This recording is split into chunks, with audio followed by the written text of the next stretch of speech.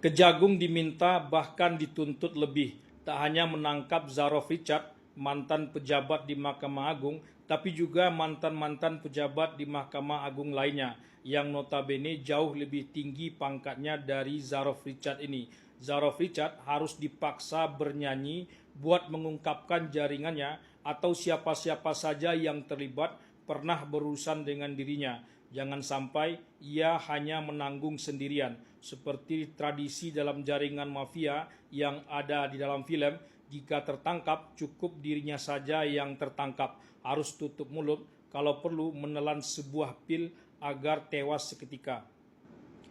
Kejagung juga dituntut lebih untuk tak hanya menangkap Tom Lembong saja, tangkap juga menteri-menteri perdagangan sebelumnya dan sesudah Tom Lembong itu.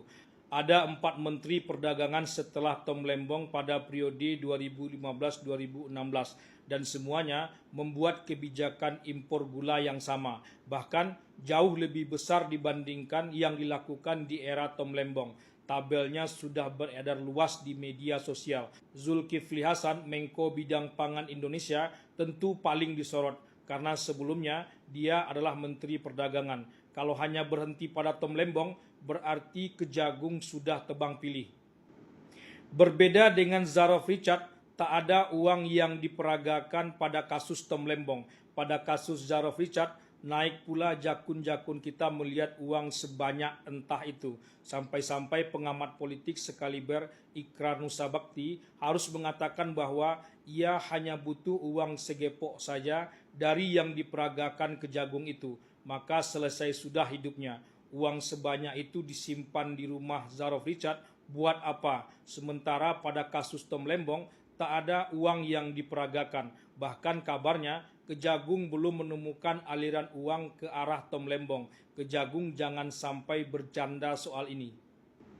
Kejagung juga dituntut lebih, tak hanya berhenti pada kasus Zarof Richard dan jaringannya, Tom Lembong dan jaringannya, tapi juga kasus-kasus lainnya. Blok Medan yang pernah disinggung dalam persidangan kasus Abdul Ghani Kasuba juga harus ditindaklanjuti. Bahkan kelompok perubahan seperti Abraham Samad, Refli Harun, Said Didu, Roy Suryo, dan lain-lain mulai mengungkapkan kasus-kasus keluarga Presiden Jokowi. Meskipun mereka kemarin tak demo ke Kejagung, melainkan ke KPK, tapi arahnya juga ke situ. Kejagung jangan tebang pilih.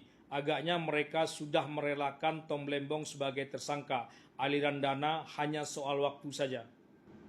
Semua tuntutan ke Kejagung agar menggasak dan membersihkan semua kasus di masa lalu tentu akan sulit dipenuhi. Kuncinya ada pada alat bukti yang tak terbantahkan. Begitu kata mantan Hakim Agung Gayus Lumbun, membuktikan uang 1 triliun milik Zarof Richard itu saja tak akan mudah dilakukan. Entah akan diapakan uang sebanyak itu. Sementara undang-undang perampasan aset belum ada, apalagi membuktikan kasus-kasus lain yang belum pernah diusut.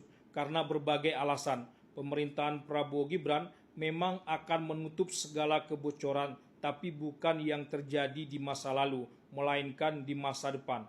Gebrakan yang dilakukan Kejagung pada pekan pertama pemerintahan Prabowo Gibran melahirkan harapan sekaligus tuntutan untuk bertindak lebih dari itu dan tak hanya berhenti sampai di situ. Pengacara Saur Siagian mengatakan ini adalah momentum untuk bersih-bersih. Tapi pengacara lain seperti Aris Ahzar meragukan bahwa semua ini akan menjadi momentum. Setiap hari sebetulnya bisa menjadi momentum kalau mau. Jalan yang dilalui oleh Zarof Richard dan Tom Lembong ini bukanlah jalan yang sepi, yang hanya dia saja yang mengetahui jalan itu. Itu jalan ramai yang diketahui banyak orang.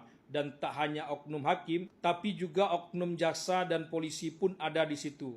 Entahlah sudah segitu parahkah Indonesia kita ini, sehingga tak mudah hanya untuk sekedar optimis saja.